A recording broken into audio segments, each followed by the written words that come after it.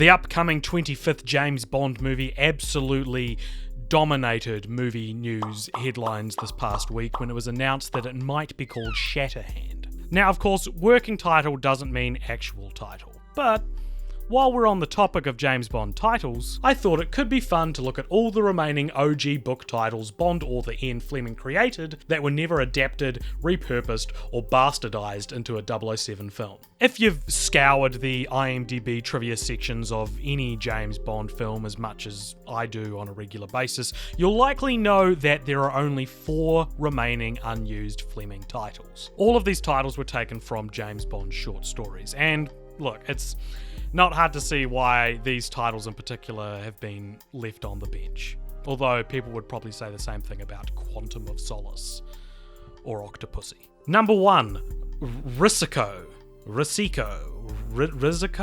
Risako was a story that you can find featured in the For Your Eyes Only collection from 1960, and it followed Bond investigating a drug smuggling operation out of Italy. Look, it's not important. Most James Bond movies have very little to do with their namesake anyway, so I won't bother pitching you a film. But I do find it interesting that Risako hasn't been used for a film title yet, and for what it's worth, the word Risako means risk, and I guess, you know, most, if not all, James Bond movies involve risk to some degree. Hell, you could easily have called Skyfall Risako and just rename the mansion if you really wanted to use the title, because it's not like Skyfall actually means anything. Although I guess the Adele song wouldn't be as good. Let the Risako is where it starts. Well, that one doesn't sound too bad. I mean, I sound bad, but the lyrics fit. Now, I should probably mention that a cancelled sequel to the Daniel Craig-era Bond video game Bloodstone was originally to be called and partially based on Risako. So out of all these titles, it seems that Risako is the most adaptable, but it's not exactly a title which jumps at you either. I don't even know if I'm pronouncing it correctly. It's also worth noting that Risako had a couple of alternate titles. It was republished in the 1964 Mail Annual magazine as The Death Peddlers, and it was actually originally published under the name The Double Take in the Daily Express. Both of which could probably just drop the and be relatively suitable James Bond movie titles. Though Double Take feels a bit more Brosnan or Dalton era than Craig, in my opinion. And when spoken aloud, Death Peddlers sounds more like a Jason Statham film about the cutthroat life of competitive tricycle racing. Number 2, The Hildebrand Rarity. This short story is also from the For Your Eyes Only collection, and boy, you know what title would really put butts in seats for the 25th James Bond movie? The Hildebrand Rarity. Man, imagine asking your parents for money so that you can buy a ticket to The Hildebrand Rarity. Imagine asking your parents for money so that you can pay rent this week because you spent all of your money acquiring vintage Looney Tunes mugs and you're nearly 26.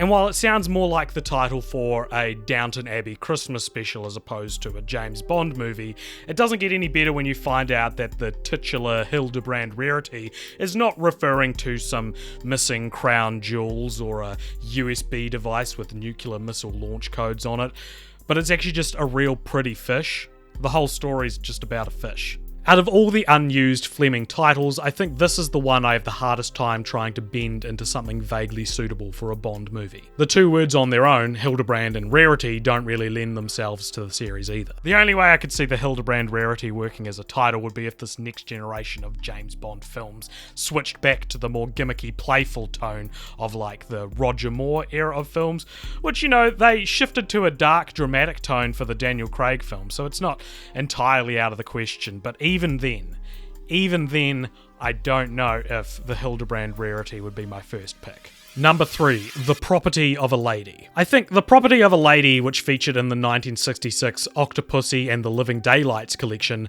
is maybe slightly less ridiculous and pompous than the Hildebrand Rarity, but only slightly, and only because I could see it being used for an old school Sean Connery title, and with today's nostalgia reboot culture in full swing, the Bond series could easily be rebooted for a more classic approach when Daniel Craig bows out. The actual plot of The Property of a Lady sounds dull as hell. It's about like an auction or something, and Bond's trying to figure out who at the auction is a national traitor or something. I don't know, I read a Wikipedia synopsis of it, it sounded real boring. At least the Hildebrand Rarity had a cool fish. Number 4, 007 in New York. This one makes me laugh so hard, man. Can you imagine if they announced that the next James Bond movie would be called 007 in New York? It's so weird that Ian Fleming himself gave this one such a lazy title. Like in a series with such lavish monikers as You Only Live Twice or From Russia with Love, 007 in New York just sticks out like a sore thumb. That being said, I guess I could maybe see a James Bond film being titled In New York. That is a touch more intrigue to it, right? Not much, but like a little bit. Luckily though, there's more to talk about here than you may have originally thought, because 007 in New York wasn't actually the story's original title. Unluckily though, that original title was Reflections in a Carry Cadillac. I don't know which one's worse. And I also can't believe 007 in New York was Fleming's second title for the story, and not just something he forgot to change when he sent it to the publisher. 007 in New York sounds like more of a working title than Shatterhand. By the way, 007 in New York was about James Bond pottering about New York City while he thought about scrambled eggs. I don't know, maybe that could be used as a cheeky reference in a future movie or something. There'd be a scene where some sexy femme fatale has a gun pointed at James Bond and she's like, "What are you thinking about, James?" And he's like, "Scrambled eggs."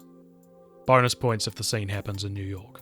Now, I don't think Bond 25 will be named after any of these titles, nor do I really think it'll be named Shatterhand. But the fact that these 4 to 7 unused titles lay dormant in the annals of Fleming Bond lore is a piece of trivia that I find both mildly interesting and kinda daunting, as I wait for the day for them to rear their ugly heads and ruin a future Bond film title with their clunky as hell wording. Thank you for watching this video, everybody. Please be sure to subscribe and share this video with your friends. I need to start making money off YouTube fast because I've got more of these coming in the mail and I cannot pay my rent. Also, I want to just give a quick shout out to Ben Close, who made all these wonderful fake James Bond posters for us. Thank you so much, Ben. You can find them on our Instagram. We'll tag you in it.